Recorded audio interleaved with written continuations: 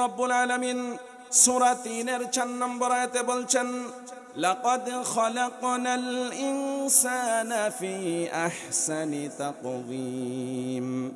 আমি অবশ্যই মানব জাতিকে সুন্দরতম আকৃতিতে তৈরি করে দিলাম। জোরে বলেন সুবহানাল্লাহ। আল্লাহ রাব্বুল আলামিন সূরা ইসরার 17 নম্বর আয়াতে বলছেন, ওয়ালাকাদ কাররামনা বানি আদম ওয়া হামালনাহুম ফিল বাররি ওয়াল বাহর ওয়া রাযাকনাহুম মিনাত তাইয়্যিবাতি ওয়া ফাদ্দালনাহুম আলা কাসীরিম মিম্মান খালাকনা তাফদীলা। আর আমি অবশ্যই আদম সন্তানকে সম্মানিত করেছি তাদের জীবন ব্যবস্থাকে সহজ করে দেওয়ার জন্য, যোগাযোগের ব্যবস্থাকে উন্নত করে দেওয়ার জন্য আমি রব্বে কারীম জলে এবং স্থলে অসংখ্য গণিত বাহনের ব্যবস্থা করে দিলাম। আমার বান্দা বান্দিরা যেন রিজিক নিয়ে কোনো টেনশন না করে হতাশাগ্রস্ত না হয়, সেই জন্য আমি রব্বে কারীম আসমান থেকে তাদের অসংখ্য রিজিকের ব্যবস্থা করে দিলাম। وَفَضَّلْنَاهُمْ عَلَى كَثِيرٍ مِّمَّنْ خَلَقْنَا تَفْضِيلًا। শুধু তাই নয়, সমগ্র সৃষ্টিকুলের উপর আমি মানব জাতিকে আশরাফুল মাখলুকাত উপাধি দিয়ে শ্রেষ্ঠত্বের আসনে দাঁড় করিয়ে দিলাম। জোরে বলেন সুবহানাল্লাহ। তাহলে এই দুটি আয়াত প্রমাণ করে এই পৃথিবীর বুকে সর্বশ্রেষ্ঠ জীব হচ্ছে মানুষ, ঠিক না বেঠিক? কিন্তু সৃষ্টির সেরা জীব হিসেবে মানুষের কিছু বৈশিষ্ট্য আছে। কাজেই এই বৈশিষ্ট্যগুলি যদি মানুষ ধরে রাখতে পারে তাহলে তারা শ্রেষ্ঠত্বের মর্যাদা কিয়ামত পর্যন্ত পেয়ে যাবে। জোরে বলেন সুবহানাল্লাহ। এখন সৃষ্টির সেরা জীব হিসেবে একজন মানুষ আরেকজন মানুষের উপর জুলুম করবে, কাউকে অন্যায়ভাবে অবৈধভাবে হত্যা করবে, এটি আল্লাহ রব্বুল আলামিন কখনো সহ্য করতে পারেন না। এই কারণে পৃথিবীর বুকে আল্লাহ রব্বুল আলামিন মানুষ হত্যাকে সবচেয়ে বড় মানবতা বিরোধী অপরাধ হিসেবে উল্লেখ করেছেন। জুড়ে বলেন ঠিক না বেঠিক? সম্মানিত সুধী, জুলুম বলতে আমরা বুঝি কারো উপর অত্যাচার করা, নিপীড়ন করা, নির্যাতন করা। স্বাভাবিক অর্থে কাউকে অন্যায়ভাবে শারীরিকভাবে, মানসিকভাবে, অর্থনৈতিকভাবে তার উপর অত্যাচার করার নাম হচ্ছে জুলুম। তবে জুলুমের একটি সুন্দর সংজ্ঞা হচ্ছে ওয়াতউ শাইই ফি গায়রি মাহাল্লিহি।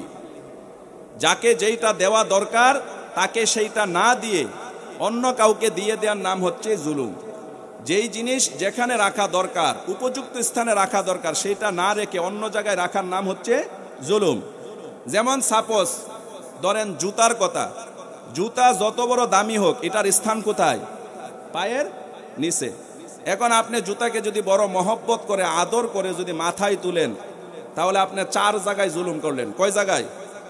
1 পায়ের উপরে, 2 জুতার উপরে, 3 হাত দিয়ে যে তুললেন এই হাতের উপরে, 4 মাথার উপরে, ঠিক না বেঠিক? তাহলে সৃষ্টির সেরা জীব হিসেবে মানুষ এক মানুষের উপর জুলুম করবে, আল্লাহ রাব্বুল আলামিন এটা সহ্য করেন না এবং এটা তিনি অ্যাকসেপ্ট করতেও চান না। এই কারণে আল্লাহ রাব্বুল আলামিন মানবতা বিরোধী, মানব অধিকারের প্রতি এত গুরুত্ব দিয়েছেন যে কোরআন আল কারীমের 130টি আয়াতে জুলুম শব্দটা ব্যবহার করেছেন। 70টির বেশি আয়াতে জালেম এবং তার শাস্তি, তার নিন্দা জানিয়েছেন। আল্লাহ রাব্বুল আলামিন সূরা নিসার 168 নম্বর আয়াতে বলছেন, ইন্নাল্লাযীনা কাফারু ওয়া যালামু লাম ইয়াকুনিল্লাহু লিয়াগফিরা লাহুম ওয়া লা লিয়াহদিয়াহুম তরিকা। নিশ্চয় যারা কুফরি করেছে, মানবতার উপর জুলুম করেছে, নির্যাতন করেছে, তাদের কোনো ক্ষমা নাই। কারণ এই সমস্ত জালিমদের কপালে কোনোদিন হেদায়েত নসিব হবে না। জোরে বলেন নাউযুবিল্লাহ। তাদের কপালে কেন হেদায়েত হবে না? কুরআনুল কারীম তার ব্যাখ্যা দিয়েছে।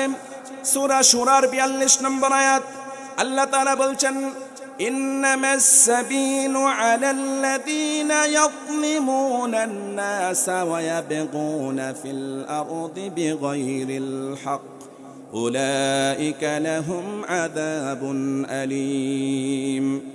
কিয়ামতের ময়দানে ওই সমস্ত জালেমদের বিরুদ্ধে চূড়ান্ত পদক্ষেপ গ্রহণ করা হবে, তাদের বিষয়ে চূড়ান্ত রায় শুনানি হবে। যারা সাধারণ মানুষের উপর জুলুম করেছে, নির্যাতন করেছে, মিথ্যা মামলা হামলা দিয়ে আলেম উলামাদেরকে ফাঁসির কাস্টে ঝুলিয়ে নির্মমভাবে নিরপরাধ এই লোকগুলিকে শহীদ করে দিয়েছে। জঙ্গি তৎপরতার নাম করে করে হাজার হাজার মায়ের বুককে খালি করে দিয়েছে। মানুষের ধর্মীয় স্বাধীনতার উপর নগ্ন হস্তক্ষেপ করেছে। মানুষের কথা বলার স্বাধীনতাকে হরণ করে গণকবর রচয়িত করেছে। শুধু তাই নয়, শিক্ষা ব্যবস্থাকে ধ্বংস করে দিয়ে জাতিকে মেধা শূন্য করে দিয়েছে। কোরআনকে জঙ্গিবাদের বই বলে আখ্যায়িত করে গোটা জাতিকে কোরআন শিক্ষা থেকে বিমুখ করে দিয়েছে। আলেম ওলামাদেরকে রাজাকার, দেশদ্রোহী, মানবতা বিরোধী, লুণ্ঠনকারী, দর্শনকারী আখ্যায়িত করে জাতির কাছ থেকে তাদেরকে বিচ্ছিন্ন করে দিয়েছে। তাদের গৌরবান্বিত ইতিহাসকে কলঙ্কিত করেছে। একইভাবে সমস্ত মিডিয়াগুলিকে ব্যবহার করে ইসলামকে জঙ্গিবাদের ধর্ম বলে প্রচার করেছে। নিজেদের গদিকে টিকিয়ে রাখার জন্য হাজার হাজার মায়ের বুক খালি করে রাজপথ রঞ্জিত করেছে। ইসলামকে বাদ দিয়ে সেকুলারিজম কায়েম করেছে। একইভাবে প্রত্যেকটা বিষয়ে আল্লাহ রব্বুল আলামিন তাদের ব্যাপারে চূড়ান্ত ফাইসালা দিবেন। জুড়ে বলেন সুবহানাল্লাহ। এই ফাইসালা শোনার পর জালেমগুলি আফসোস করতে থাকবে। সূরা ফুরকানের 27 থেকে 28 নম্বর আয়াত, وَيَوْمَ يَعَضُّ الظَّالِمُ عَلَى يَدَيْهِ يَقُولُ يَا لَيْتَنِي اتَّخَذْتُ مَعَ الرَّسُولِ سَبِيلًا। এই সমস্ত জালেমগুলি তাদের হাত পা কামড়াতে থাকবে আর আফসোস করে বলতে থাকবে, হায় আফসোস, আমরা যদি দুনিয়ার জীবনে হক্কানি আলেম উলামাদের পরামর্শ অনুযায়ী আমরা রসুলের পন্থা গ্রহণ করতাম, তাহলে আজকে আমাদের এই শোচনীয় পরিস্থিতির সম্মুখীন হতে হতো না। ইয়া ওয়াইলাতা লাইতানি লাম আত্তাখিদ ফুলানান খনিয়া। হায় আফসোস, অমুক নেতাকে যদি বন্ধু হিসেবে গ্রহণ না করতাম, ইসলাম বিরোধী নেতাকে যদি বন্ধু হিসেবে গ্রহণ না করতাম, আদর্শ হিসেবে গ্রহণ না করতাম, তাহলে আজকে আমাদের কোনো আফসোস করতে হতো না। জুড়ে বলেন সুবহানাল্লাহ। আল্লাহ পাক বলছেন তাদের এই আফসোস আহাজারি রুনাজারি কিয়ামতের ময়দানে কোনো কাজে আসবে না, কারণ আমি প্রতিটা জালিমকে বিন্দু পরিমাণ ছাড় দিব না। জুড়ে বলেন সুবহানাল্লাহ। আল্লাহ রাব্বুল আলামিন সূরা আরাফের 41 নম্বর আয়াতে দলিল দিলেন, লাহুম মিন জাহান্নামা মিহাদু ওয়া মিন ফাওকিহিম গাওয়াশ ওয়া কাযালিকা নাজজিল যালিমিন। এই সমস্ত জালিমদের নিচে দিয়ে আমি আগুনের বিছানা বিছিয়ে দিব। যখন ওই আগুনের বিছানার মধ্যে তাদেরকে শয়ন করা হবে, আমি উপর দিক থেকে রব্বে কারিম আগুনের চাদর তাদের উপর টেনে দিব, ফলে তারা আগুনের কুণ্ডলী থেকে কোনোদিন বের হতে পারবে না। এইভাবে আমি প্রত্যেকটা জালিমকে তার জুলুমের প্রতিদান দিয়ে দিব। জুড়ে বলেন নাউজুবিল্লাহ। আমার বন্ধুগণ, একজন আরেকজনের উপর জুলুম করা কত বড় অন্যায় নবী করিম সাল্লাল্লাহু আলাইহি ওয়াসাল্লামের বক্তব্য থেকে অনুধাবন করা যায়। কারণ এই পৃথিবীর জমিনে আল্লাহ রাব্বুল আলামিনের সাথে শিরক করার পর রাসূলুল্লাহ বিভিন্ন হাদিসের ভিতরে জুলুম করাকে সবচেয়ে বড় অপরাধ হিসেবে আখ্যায়িত করেছেন। সহিহ মুসলিমের কিতাবুল বিররি অধ্যায়ের 6466 নম্বর হাদিস, আল্লাহর নবী বলছেন, ইয়াকুলুল্লাহু আযজা ওয়া জাল্লা ইয়া ইবাদি ইন্নী হারামতুজ যুলমা আলা নাফসি ওয়া জাআলতুহু বাইনাকুম মুহাররামা ফালা তাযালামু। আল্লাহ তাআলা বলছেন, ও আমার বান্দারা, আমি রব্বে কারীম আমার নিজের উপর স্বয়ং জুলুম করাকে হারাম করে দিয়েছি, আর এই জুলুম করাকে তোমাদের উপর নিষিদ্ধ করে দিলাম। সুতরাং তোমরা একজন আরেকজনের উপর জুলুম করবে না। জোরে বলেন সুবহানাল্লাহ। আমার বন্ধুগণ, যদি আপনি কারো উপর জুলুম করেন, কিয়ামতের ময়দানে এই জুলুমগুলি এক একটা গাঢ় অন্ধকারে পরিণত হয়ে যাবে, আর জালিমগুলি এই গাঢ় অন্ধকারের ভিতরে পড়ে যাবে। বয়ে তাদের চেহারায় বিষণ্ণতা, হতাশার ছাপ পরিবেষ্টিত হয়ে যাবে। এমত অবস্থায় জালিমগুলি আফসোস করতে থাকবে, কারণ বিপদের এই দিনে তাদের পাশে কেউ থাকবে না, কোনো অভিভাবক থাকবে না। জোরে বলেন সুবহানাল্লাহ। এই কারণে নবী করিম সাল্লাল্লাহু আলাইহি ওয়াসাল্লাম সহিহ মুসলিমের কিতাবুল বিররি অধ্যায়ের 6470 নম্বর আয়াতে বলছেন, ইত্তাকুজ যুলমা ফাইন্নাজ যুলমা যুলুমাতুন ইয়াউমাল কিয়ামা। উম্মতেরা সাবধান, তোমরা একজন আরেকজনের উপর জুলুম করো না, অত্যাচার করো না, কারণ দুনিয়ার এই অত্যাচার জুলুম এক একটা কিয়ামতের ময়দানে তোমার জন্য গাঢ় অন্ধকারে পরিণত হয়ে যাবে। জোরে বলেন সুবহানাল্লাহ।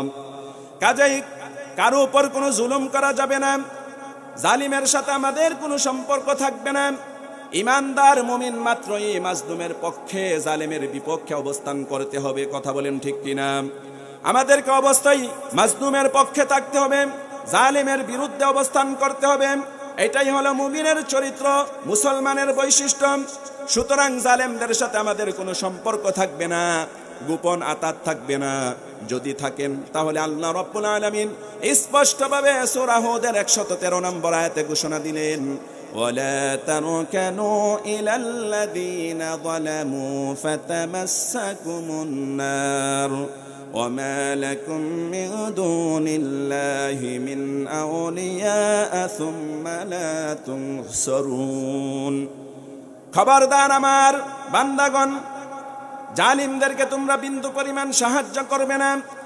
জালিমদেরকে সাহায্য করা তো দূরের কথা, যদি তোমরা জালিমদের প্রতি বিন্দু পরিমাণ ঝুঁকে যাও তাহলে তোমাদেরকে অবশ্যই জাহান্নামের আগুন স্পর্শ করবে। ফলে তোমরা সেই দিন কোনো অভিভাবক পাবে না, সাহায্যকারী পাবে না। জোরে বলেন সুবহানাল্লাহ। আমার বন্ধুগণ, জুলুম করা মারাত্মক একটি অন্যায়। নবী করিম সাল্লাল্লাহু আলাইহি ওয়াসাল্লাম বিভিন্ন হাদিসে জুলুমের ব্যাপারে আমাদেরকে সাবধান করেছেন। সুতরাং নবী করিম সাল্লাল্লাহু আলাইহি ওয়াসাল্লাম বলেছেন, এই পৃথিবীর জালেমরা যদি ক্ষমতার জোরে, টাকার জোরে, প্রভাব প্রতিপত্তির জোরে মাপ পেয়ে যায়, ছাড় পেয়ে যায়, কিয়ামতের ময়দানে তার বিন্দু পরিমাণ কোনো ছাড় নাই। ওই জালিমের কাছ থেকে মাজলুমের পাওনাগুলি এক এক করে আদায় করে দেয়া হবে। জুড়ে বলেন সুবহানাল্লাহ।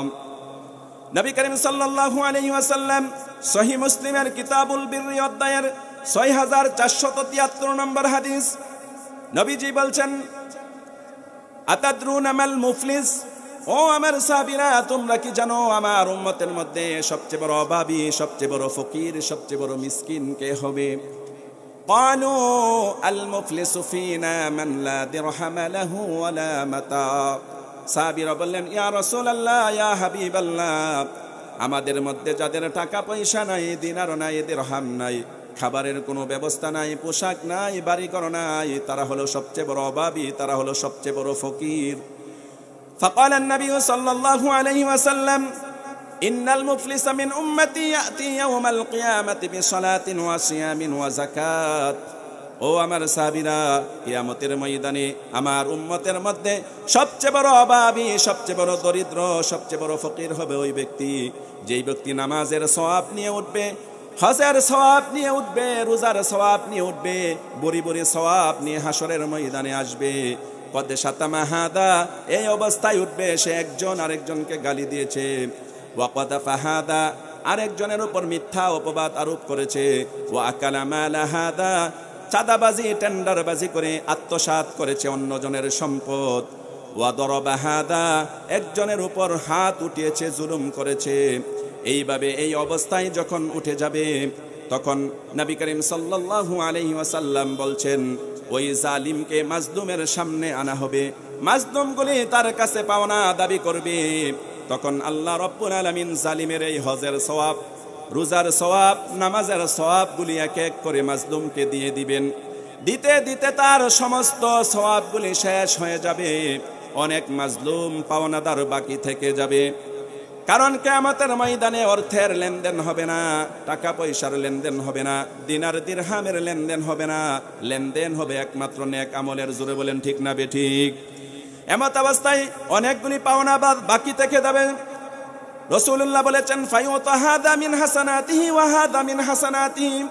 ওই জালিমের নেকগুলি যখন এক এক করে দেয়া হবে, পাওনাদারগুলি লাইন ধরে দাঁড়িয়ে থাকবে, দিতে দিতে হঠাৎ করে তার নেকগুলি শেষ হয়ে যাবে। এমত অবস্থায় রাসূলুল্লাহ বলেছেন, ফাইন ফানিয়াত হাসানাতুহু ক্বাবলা আন ইউকদা মা উখিদা আলাইহি মিন খাতায়াহুম ফাতুরিহাত আলাইহি সুম্মা তুরিহা ফিন নার। পাওনাদারদের পাওনা দিতে দিতে যখন নেক শেষ হয়ে যাবে, তখন তার কাছে আর কোনো পুঁজি থাকবে না। এমত অবস্থায় মাজলুমদের গুনাহগুলি ওই জালিমের কাঁধে ঝুলিয়ে দেওয়া হবে, ফলে জালিমের বদের পাল্লা ভারী হয়ে যাবে। এমত অবস্থায় ফেরেশতারা এক কিক দিয়ে তাকে জাহান্নামে নিক্ষেপ করবে। জোরে বলেন নাউজুবিল্লাহ। আমার বন্ধুগণ, এই হাদিস স্পষ্টভাবে প্রমাণ করে কিয়ামতের দিন মাজলুমগুলি জালিমের জন্য বিপজ্জনক হয়ে যাবে। এই পৃথিবীতে যার উপর জুলুম করা হয়, প্রত্যেকটা মাজলুম ব্যক্তি যদি ধৈর্য ধারণ করে রব্বে কারীমের দরবারে দুই হাত তুলে বদদুয়া করে, বন্দুকের গুলি মিস হতে পারে, মাজলুমের দোয়া কোনোদিন আল্লাহর দরবার থেকে ফিরে না। নবী করিম সাল্লাল্লাহু আলাইহি ওয়াসাল্লাম প্রমাণ হিসেবে হাদিস পেশ করেছেন। ইমাম তিরমিজি হাদিস নিয়ে আসছেন, সুনান তিরমিজির কিতাবুদ বিররি অধ্যায়ের হাদিস 1905 নম্বর হাদিস। একইভাবে কিতাবুদ দিয়াত অধ্যায়ে তিরমিজিতে এসেছে 3448 নম্বর হাদিস। ইমাম ইবনে মাজাহ কিতাবুদ দুআ অধ্যায়ে হাদিস নিয়ে এসেছেন 3862 নম্বর হাদিস। ইমাম আহমদ বিন হাম্বল তার প্রসিদ্ধ হাদিসের কিতাব মুসনাদ আহমদের ভিতরে এই হাদিস নিয়ে এসেছেন, হাদিস নম্বর 10330, 10392, 9840, 8375। এইভাবে অনেকগুলি হাদিস এসেছে।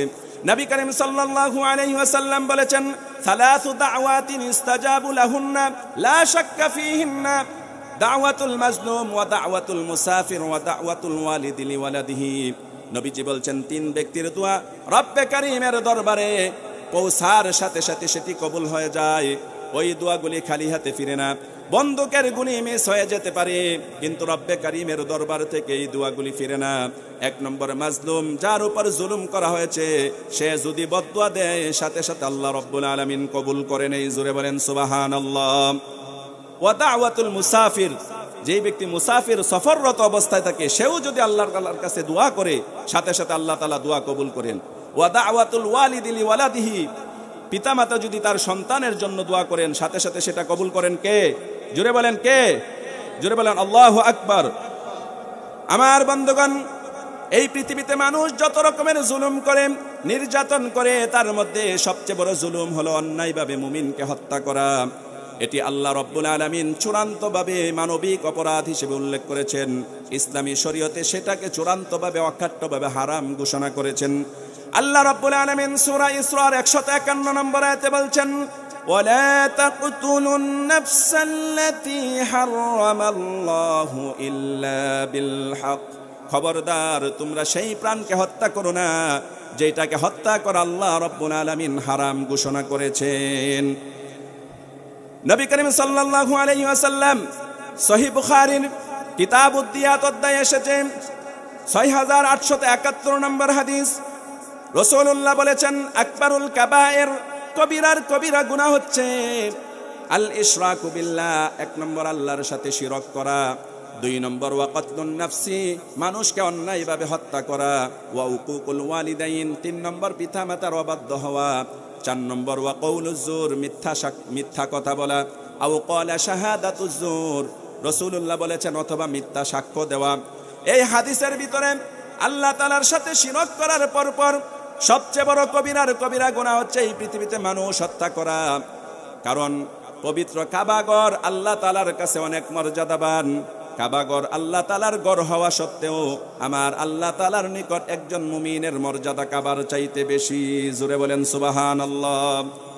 তার দলিল সুনান তিরমিজির হাদিস কিতাবুল বিররি অধ্যায়ে এসেছে 2032 নম্বর হাদিস। ওয়া নাযারা ইবনে উমর ইলাল কাবা, হযরত আব্দুল্লাহ ইবনে উমর একদিন কাবার দিকে তাকালেন। ফাকালা মা আযমাকা ওয়া আযমু হুরমাতিক, আব্দুল্লাহ ইবনে উমর বললেন, ও কাবা, তোমার কত শান, তোমার কত মান, তোমার কত মর্যাদা, তোমার কত ফজিলত। ওয়াল মুমিনু আযমু হুরমাতান ইনদাল্লাহি মিনকি, কিন্তু আমি আল্লাহর কসম করে বললাম, তোমার সেই মানের চাইতে, সেই ফজিলতের চাইতে আমি আমার আল্লাহর তাআলার কাছে একজন মুমিনের মর্যাদা 1000 গুণ বেশি। এই কারণে কোনো মুমিনকে হত্যা করা মানেই হলো গোটা পৃথিবীকে হত্যা করার শামিল। কোন মুমিনকে হত্যা করা মানেই হলো সমগ্র পৃথিবীতে বিশৃঙ্খলা। আল্লাহ রাব্বুল আলামিন এই কথার দলিল দিলেন সূরা মায়াদার 32 নম্বর আয়াত। আল্লাহ তাআলা বলছেন, মান কাতালা নাফসান বিগাইরি নাফসিন আও ফাসাদিন ফিল আরদি ফাকান্নামা কাতালান নাসা জামিআ।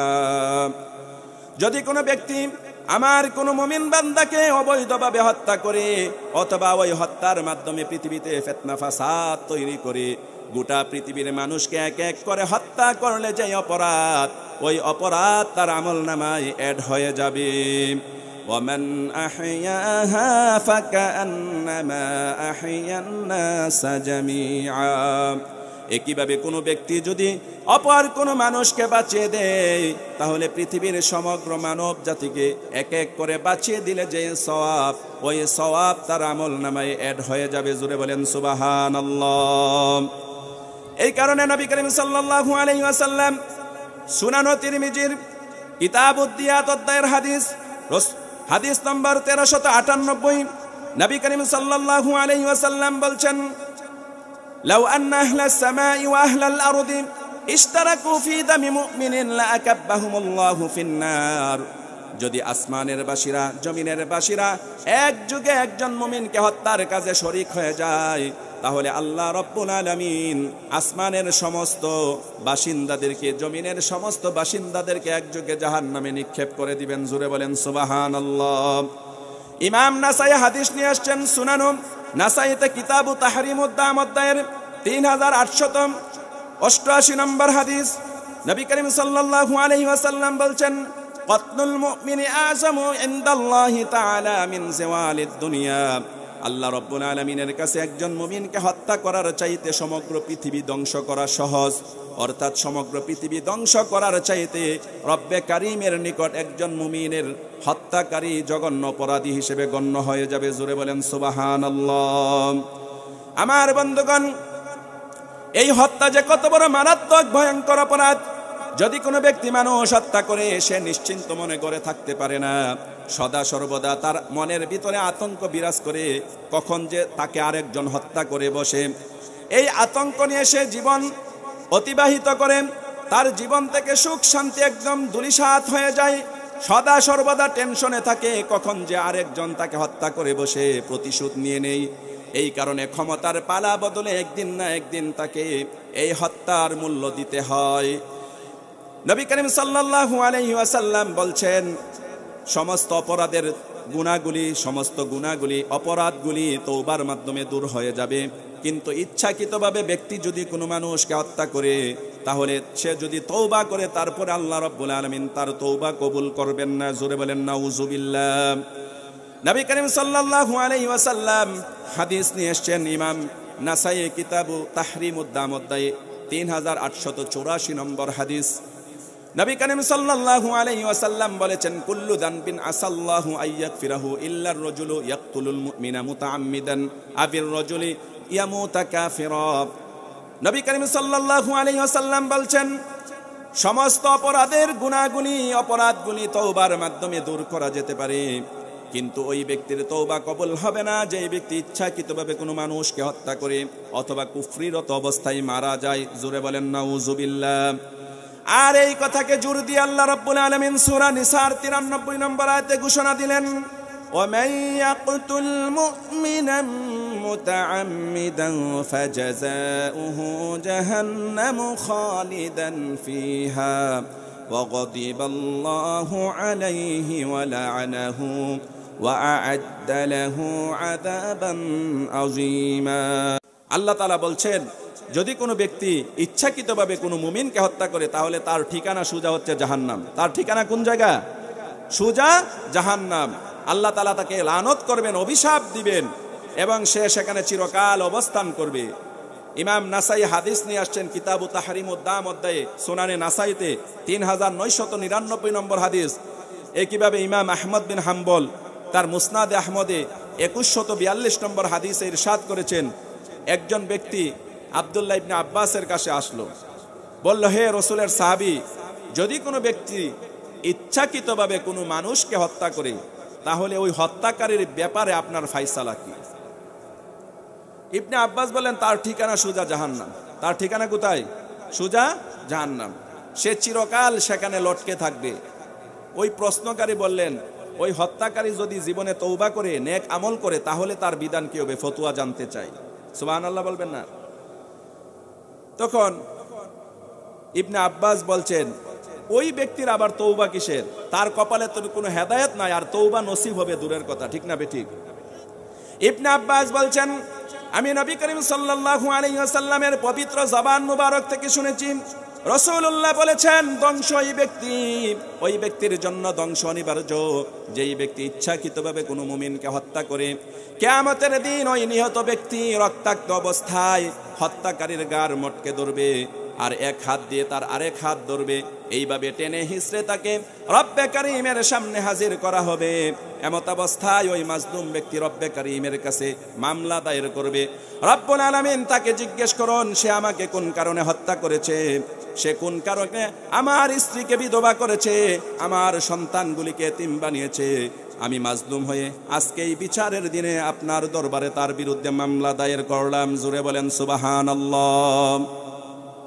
এই কারণে কারো প্রতি কি করা যাবে না, জুলুম করা যাবে না। জুলুম করতে আমরা রাজি আছি?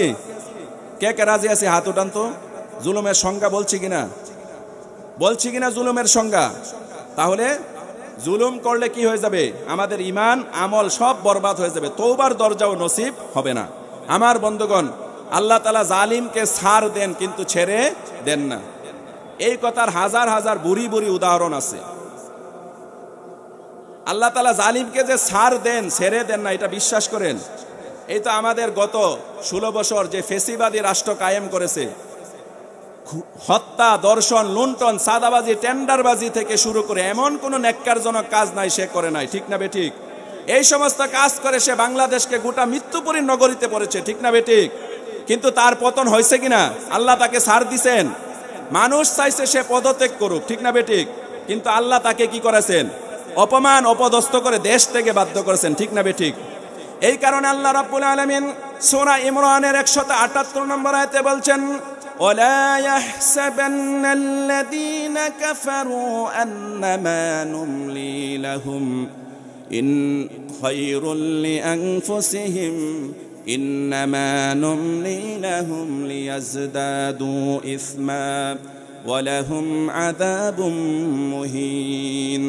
পৃথিবীর সমস্ত স্বৈরাচারীরা, জালেমরা এই ধরনের ধারণা পোষণ যেন না করে যে আমি রব্বে কারীম তাদেরকে ছাড় দেয়, অবকাশ দেয়, সুযোগ দেয় তাদের কল্যাণের জন্য। না না না, আমি রব্বে কারীম তাদেরকে ছাড় দেয়, সুযোগ দেয় যেন তারা পাপের পাল্লা ভারী করতে পারে, কারণ কিয়ামতের ময়দানে তাদের কোনো অংশ থাকবে না। জোরে বলেন নাউজুবিল্লাহ। তাহলে সূরা ইমরানের 178 নম্বর আয়াত থেকে 3টা বিষয় আমাদের মনে রাখতে হবে। 1 নম্বর বিষয় হচ্ছে আল্লাহ তাআলা জালিমকে ছাড় দেন, ছেড়ে দেন না। কথা বুঝতে পারছেন?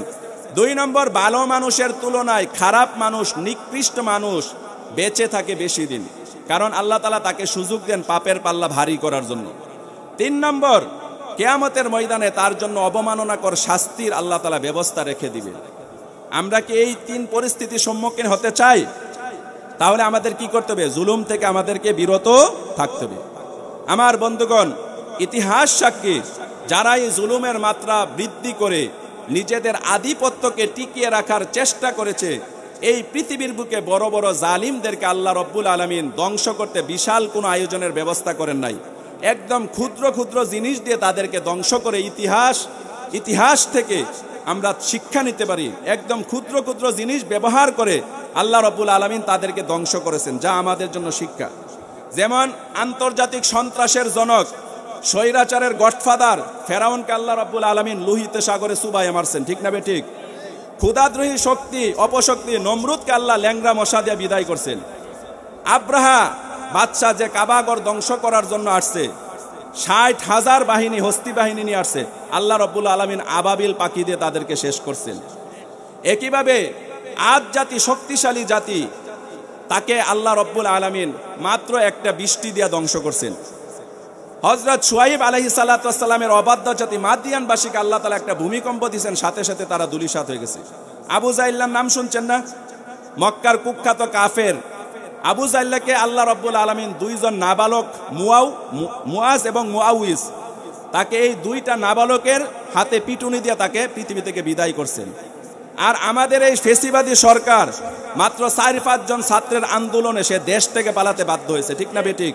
অপমান অপদস্থের মাথা গলায় নিয়ে সে তার দাদার বাড়িতে চলে গেছে, ঠিক না বেঠিক? সুতরাং আল্লাহ রাব্বুল আলামিন কি করেন? ক্ষুদ্র ক্ষুদ্র জিনিস দিয়ে জালিমদেরকে ধ্বংস করে আমাদেরকে কি করেন? শিক্ষা দেন। এই কারণে আমাদেরকে মনে রাখতে হবে যে ইচ্ছে করলেই গদিকে টিকিয়ে রাখা যায় না, ঠিক না বেঠিক? কারণ ক্ষমতার উত্থান পতন ভারতের হিন্দুত্ববাদী মুসলিম বিদ্বেষী ইসলামের চূড়ান্ত দুশ্মন মোদির হাতে নয়। সরাসরি ক্ষমতার উত্থান পতন কার হাতে? জুড়ে বলেন, একমাত্র কার হাতে? সকল ক্ষমতার মালিক কে? আল্লাহ রাব্বুল আলামিন সূরা ইমরানের 26 থেকে 27 নম্বর আয়াতে বলছেন, কুলিল্লাহুম্মা মালিকাল মুলকি তুতিল মুলকা মান তাশা ওয়া তানজিউল মুলকা মিম্মান তাশা ওয়া তুইজ্জু মান তাশা ওয়া তুযিল্লু মান তাশা বিয়াদিকাল খায়র ইন্নাকা আলা কুল্লি শাইইন কাদির। ও মুহাম্মদ সাল্লাল্লাহু আলাইহি ওয়াসাল্লাম, আপনি পৃথিবীর সমস্ত মানুষদেরকে জানিয়ে দেন সকল ক্ষমতার চাবিকাঠি একমাত্র আমি রব্বে কারিমের হাতে রয়েছে। জোরে বলেন সুবহানাল্লাহ।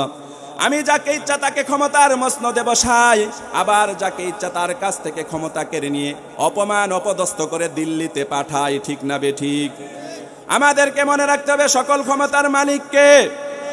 আল্লাহ তাআলা কেমন ক্ষমতাবান?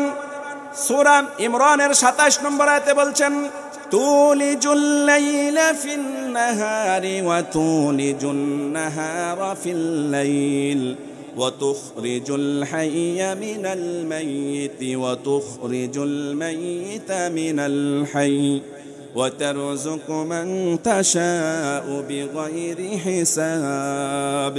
আমি হলাম আল্লাহ রাব্বুল আলামিন, হলাম এমন ক্ষমতাবান, আমি রাতের শেষে দিনকে ঢুকিয়ে রাতের অবসান ঘটিয়ে দেই, আবার দিনের শেষে রাতের অবসান ঘটিয়ে দিনের অবসান ঘটিয়ে দেই।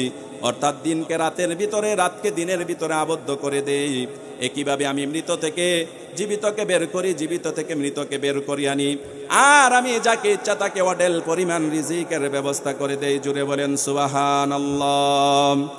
আমার বন্ধুগণ, ক্ষমতার জন্য মানুষ হত্যা করতে হবে, এটা কোনো মুসলমানের চরিত্র হতে পারে না, ঠিক না বেঠিক? ক্ষমতার জন্য মানুষ হত্যা করতে হবে, এটা কোনো মুসলমানের চরিত্র? জোরে বলেন, এটা কার চরিত্র? সরাসরি ফেরাউনের চরিত্র, ঠিক না বেঠিক? এটা হচ্ছে এজিদের চরিত্র, ঠিক না বেঠিক? সাইয়েদনা মুসা আলাইহিস সালাতু ওয়াস সালাম যেন পৃথিবীর বুকে না আসতে পারে, সেই জন্য ফেরাউন বিভিন্ন তাফসীরের বর্ণনা অনুযায়ী এক রাত্রে 40,000, মতান্তরে 90,000 শিশুকে হত্যা করছে। শুধু তাই নয়, সে তার সাইয়েদনা মুসা যেন না আসতে পারে, জন্মগ্রহণ যেন না করতে পারে, সে তার জনগণকে জন্ম নিয়ন্ত্রণ পদ্ধতি আরোপ করছে। ওই ফেরাউন, কুখ্যাত কুলাঙ্গার ফেরাউনের কুপ্রস্তাবের আজকের আপডেট ভার্সন হচ্ছে 2টি সন্তানের বেশি নয়, 1টি নিলে ভালো হয়, ঠিক না বেঠিক? আমাদের এনজিও ভাইরা বলে কিনা? শুনেন, ইসলামী শরীয়ত ডালাওভাবে জন্ম নিয়ন্ত্রণকে সাপোর্ট করে না। কিছু শর্ত সাপেক্ষে সাময়িক সময়ের জন্য ইসলামী শরীয়তের জন্ম নিয়ন্ত্রণ বৈধ। কারণ ইসলামী শরীয়তের মূল বিশ্বাস হচ্ছে মানুষ আল্লাহ তাআলার হুকুমে এই পৃথিবীতে আসে এবং আল্লাহ তাআলার হুকুমে পৃথিবী থেকে বিদায় হয়ে যায়। সুতরাং যারা আসার আসবে, যারা যাওয়ার তারা চলে যাবে। এখানে জন্ম নিয়ন্ত্রণ করার কি আছে আমাকে বলেন? সুযোগ আছে? কোনো সুযোগ নাই। সুতরাং যারা ডালাওভাবে জন্ম নিয়ন্ত্রণকে সাপোর্ট করেন, তারা এই সমস্ত বাক্যগুলিকে আল্লাহর ইচ্ছার বিরুদ্ধে দাঁড় করিয়ে দেন, ঠিক না বেঠিক? যাই হোক, সাইয়েদনা মুসা যেন না আসতে পারে, সেই ফেরাউন অনেক কিছু পরিকল্পনা করছেন, কিন্তু আল্লাহ তাআলা তার পরিকল্পনা অনুযায়ী মুসাকে পৃথিবীর বুকে পাঠাইলেন ইসলামী আন্দোলন কায়েম করার জন্য, ঠিক না বেঠিক? এইভাবে ফেরাউন কি করলো? সর্বপ্রথম তার রাজ্যে ইসলামী আন্দোলনকে নিষেধ করছে। আজকে যারা ইসলামী আন্দোলনকে নিষিদ্ধ করতে চায়, কোরআনের রাজনীতির উপর প্রশ্ন উত্থাপন করতে চায়, তাদের রক্ত, তাদের ধমনীতে সরাসরি ফেরাউনের রক্ত বিদ্যমান, ঠিক না বেঠিক? এই বাংলার জমিনে 16 কোটি তাওহীদি মুসলমান থাকতে এখানে কোরআনের রাজনীতিকে নিষিদ্ধ করার কোনো সুযোগ নাই, ঠিক না বেঠিক? যতদিন কোরআন থাকবে এই পৃথিবীতে ইসলামী আন্দোলন চলতেই থাকবে দুর্বার গতিতে, ঠিক না বেঠিক? সুতরাং যারা কোরআনের রাজনীতিকে নিষিদ্ধ করতে চায় তাদের চরিত্র আসলে ফেরাউনের চরিত্র, ঠিক না বেঠিক? আল্লাহ রাব্বুল আলামিন সূরা ইউনূসের 90 থেকে 92 নম্বর আয়াত আল্লাহ তাআলা বলছেন ওয়াজাওয়াজনা বিবানি ইসরাঈলাল বাহরা ফাআতবাআহুম ফিরআউন ওয়া জুনুদুহু বাগয়াও ওয়া আদওয়া। মুসা আলাইহিস সালাতু ওয়াস সালাম নিজ জাতিকে ফেরাউনের অত্যাচার থেকে মুক্ত করার জন্য কি করলেন? লোহিত সাগরের তীরে চলে গেলেন। আমি সংক্ষেপে বলছি, সময় শেষ, আমি একটু ফিনিশিং, 5টা মিনিট সময় নেই। তো এখানে তিনি কি করলেন? লোহিত সাগরে চলে গেলেন। যাওয়ার পর আল্লাহ তাআলা ওই পানিকে অর্ডার করলেন, মুসার জন্য কি হয়ে যাও, সহজ হয়ে যাও। সাথে সাথে সহজ হয়ে গেল। এবার ফেরাউন আয়েশা থেকে বিশাল রাজপথ, ফেরাউন মুসার পাকড়াও করতেছে, বিশাল রাজপথ। ইসলামী আন্দোলন নিষিদ্ধ করে সে আর বসে থাকে নাই। ইসলামপন্থীদেরকে কিভাবে জবাই করবে, হত্যা করবে, ফাঁসির কাস্টে ঝুলাবে, সে এই টেন্ডেন্সি নিয়ে কি করছে? মুসার পথে রওনা দিছে। আজকে ফেরাউনের আপডেট ভার্সন আমাদের দেশে আছে না নাই? সুতরাং পৃথিবীর সমস্ত স্বৈরাচারীরা ঠিক হয়ে যাও, ফেরাউনের কাছ থেকে শিক্ষা গ্রহণ করো, ঠিক না বেঠিক? হাত্তা ইযা আদরাকাহুল গরাকু ক্বালা আমানতু আন্নাহু লা ইলাহা ইল্লাল্লাযী আমানাত বিহি বানু ইসরাঈল ওয়া আনা মিনাল মুসলিমিন। ফেরাউন যখন সুবানি খাইতেছে আর বলতেছে, রব্বুল আলামিন আমি ঈমান আনছি, বনি ইসরাঈলরা যাদের উপর ঈমান আনছে, আমি মুসলমান, আপনি আমাকে কি করেন? মাফ করে দেন। আল্লাহ বলছেন আল আন ওয়াকাদ আসাইতা ক্বাবলু ওয়া কুনতা মিনাল মুফসিদিন। সারাটা জীবন মুসারে জ্বালাইছো, ইসলামী আন্দোলন নিষিদ্ধ করছো, ইসলামের আলো যেন তোমার রাজ্যে জ্বলতে না পারে, সেই তুমি কি করছো? সেই পরিকল্পনা করছো। আজকে তোমার কোনো ছাড় নাই। এখন চুবানি খায়া ঈমান আনলে সেই ঈমান কোনো কাজে আসবে না। সুতরাং আজকে যারা কোরআনের রাজনীতি নিষিদ্ধ করতে চায়, আলেম উলামাদের চরিত্রের প্রশ্নে উত্থাপন করতে চায়, সুতরাং ফেরাউনের যেই পরিণতি হয়েছে তার অনুসারীদেরও সেম পরিণতি হবে, ঠিক না বেঠিক? ফেরাউনের কি পরিণতি? কুরআনুল কারীম সূরা মুমিনুনের 46 নম্বর আয়াত আল্লাহ বলছেন আন-নারু ইউরাদুনা আলাইহা গুদুওয়া ওয়া আশিয়া। ফেরাউনকে সকাল এবং সন্ধ্যায় সর্ব অবস্থায় আগুনের উপর রাখা হয়। আন-নারু ইউরাদুনা আলাইহা গুদুওয়া ওয়া আশিয়া ওয়া ইয়াওমা তাকুমুস সাআতু আদখিলু আলা ফিরআউনা আশাদ্দাল আযাব। যখন কিয়ামত কায়েম হয়ে যাবে, আল্লাহ তাআলা বলবেন ফেরাউন তোর মুরিদ যত আছে, সেলা যত আছে, অনুসারী যত আছে, তাদেরকে নিয়ে একবারে জামাতে জাহান্নামে ঢুকে যা। জুড়ে বলেন নাউজুবিল্লাহ। সুতরাং আমরা কি জাহান্নামে যেতে চাই? আমরা কি ফেরাউনের আদর্শ ধরে রাখতে চাই? তাহলে আমাদেরকে অবশ্যই কি করতে হবে? ইসলামী আন্দোলনে আমাদেরকে শরীক থাকতে হবে। আল্লামা সাঈদীর রক্তে স্বপ্ন দেখা, এই রক্তে রঞ্জিত বাংলাদেশের বুকে আমরা চাই কোরআনের শাসন কায়েম হোক, ঠিক না বেঠিক? কিন্তু যারা কোরআনের বিরুদ্ধে অবস্থান করে, কোরআনের রাজনীতি শুনলে তাদের মাথা খারাপ হয়ে যায়, তাদের চুলকানি বেড়ে যায়। এটা বেড়ে যাবে, এটাই স্বাভাবিক। আল্লাহ রাব্বুল আলামিন ১৫০০ বছর আগে এই তথ্য আমাদেরকে জানিয়ে দিলেন। সূরা সফের 8 থেকে 9 নম্বর আয়াত আল্লাহ বলছেন ইউরিদুনা লিইউতফিউ নূরাল্লাহি বিআফওয়াহিহিম ওয়াল্লাহু মুতিম্মু নূরিহি ওয়ালাউ কারিহাল কাফিরুন। ও নবী, তারা চাই মুখের ফুৎকার দিয়ে ইসলামের আলোকে নিভিয়ে দিতে, কোরআনের আলোকে নিভিয়ে দিতে, কিন্তু আমি আল্লাহ রাব্বুল আলামিন কোরআনের আলোকে কিয়ামত পর্যন্ত জারি রাখবো। জোরে বলেন সুবহানাল্লাহ। এতে কাফের মুশরিকদের অন্তরে যত জ্বালা পোড়া হোক না কেন, যত চুলকানি আসুক, অ্যালার্জি আসুক না কেন, আপনি কোরআনের আন্দোলন করেন।